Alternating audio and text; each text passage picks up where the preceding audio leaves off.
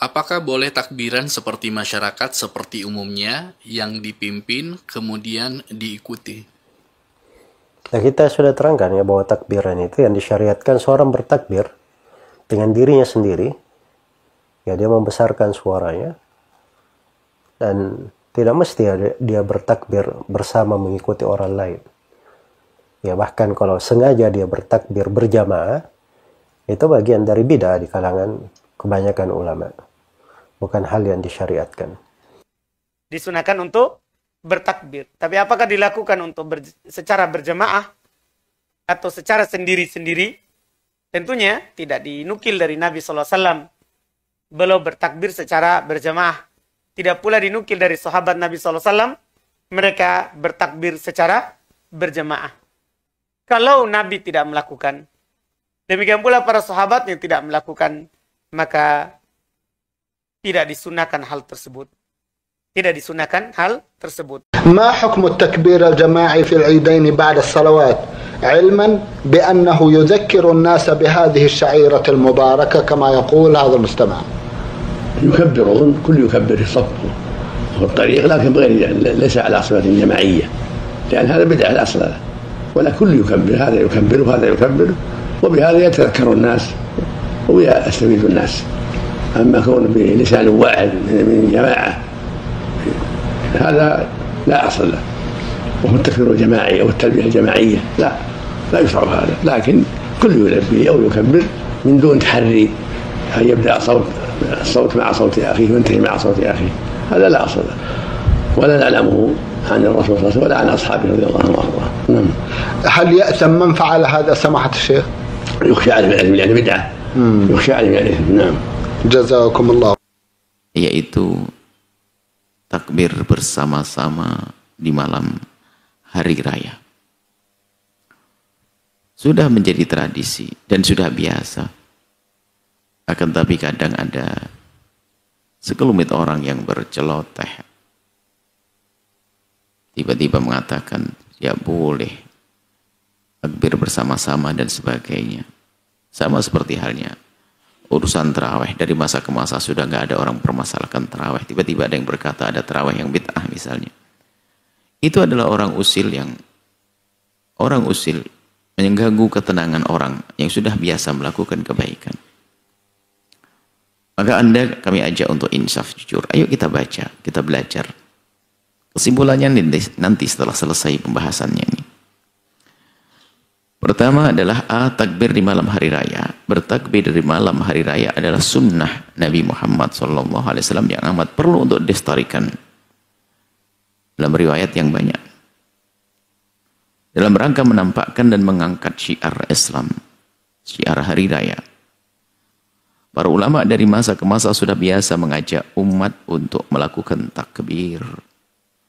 Baik setelah sholat yang disebut dengan takbir muqayyad, atau di luar sholat yang disebut dengan takbir mursal.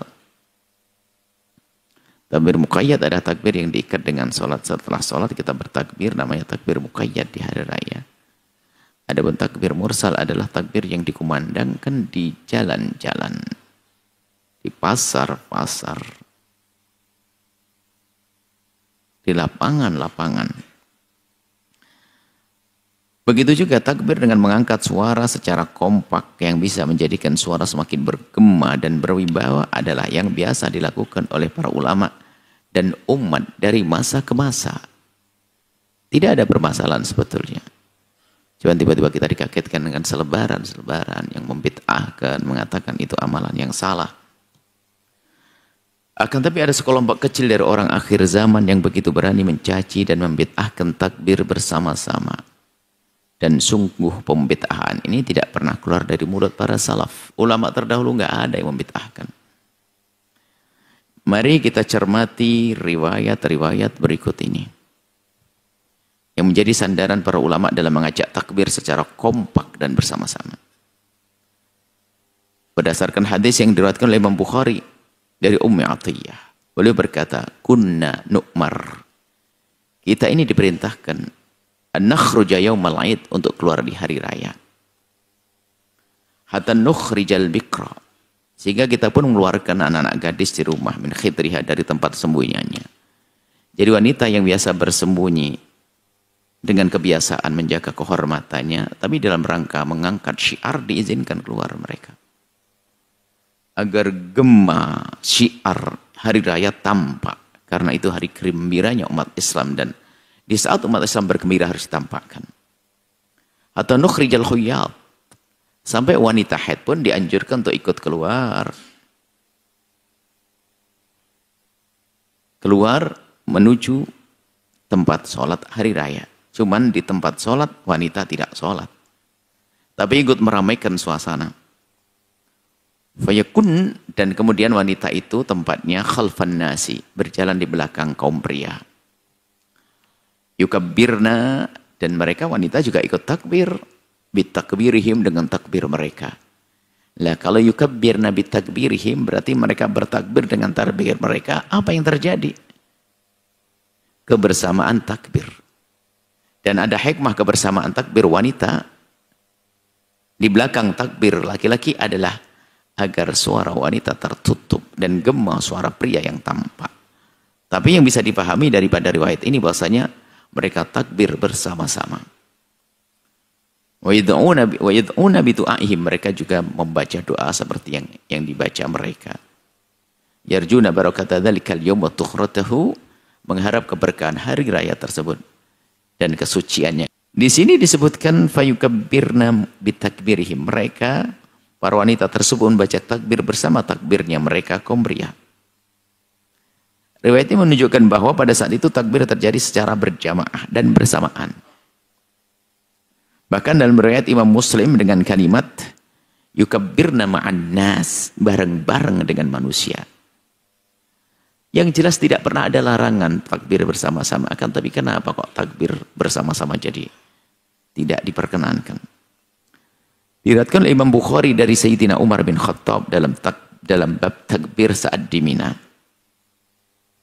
Raya Idul Adha, waktu di Mina. Karena Umar radhiyallahu ta'ala anhu, Imam Bukhari meriwayatkan Sayyidina Umar radhiyallahu ta'ala yukabbir, bertakbir. Fi kubbatihi, di tempat perkemahan penginapannya. Kubuk perkemahannya.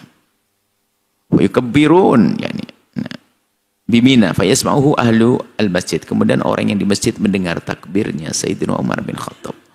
Wa yukabbirun, kemudian pada ikut takbir. Wa yukabbiru ahlul aswaq, kemudian orang di pasar juga bertakbir. Hatta tardajja mina takbira, sehingga bergema Mina dengan suara takbir.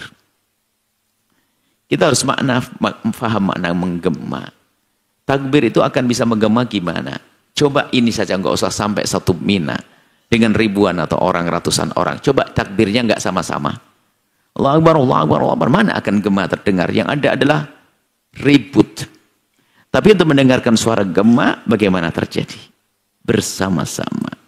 Tidak akan ada gema kalau takbirnya satu-satu. Ingin menghimbau kembali untuk menghidupkan takbir ini. Takbir yang serius, akan tapi tetap harus ada adab. Jika takbir keliling, para wanita lebih baik terhormat di rumahnya. Nggak usah ikut-ikutan keliling-keliling yang sekiranya kurang menjaga kehormatannya. Ada dua arus besar dalam masalah ini. Ada dua madhab. Madhab yang pertama dikomando, madhab yang kedua tidak dikomando. Dan di negeri kita sudah masyhur lazim dari dulu menggunakan madhab yang dikomando. Yakni madhab yang dikomando ini sebagaimana yang dikemukakan oleh Imam An-Nawawi dalam Al-Adhkar.